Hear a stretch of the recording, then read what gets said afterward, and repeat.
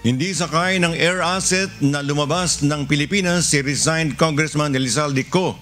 ayon sa Civil Aviation Authority of the Philippines o CAAP.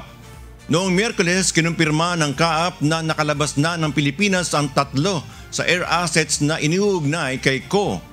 Batay sa kanilang monitoring, nasa Kota Kinabalu, Malaysia ang 2 Agusta Westland helicopter.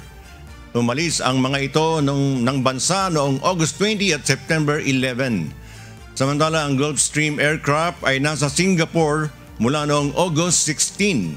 Ayon sa CAAP Director General Retired Lieutenant General Raul Del Rosario, kahit nasa ibang bansa na ang 3 sa air assets ng dating kongresista, maaari pa rin itong kumpiskahin ng CAAP oras na magkaroon na ng forfeiture order.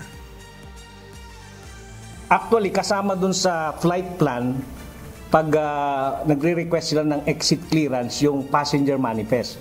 So meron tayong listahan kung sino yung mga kasama doon at wala namang si Saldico doon. Sa 3 eroplano, clear po ayon sa manifest na naka-attach doon sa request for flight plan.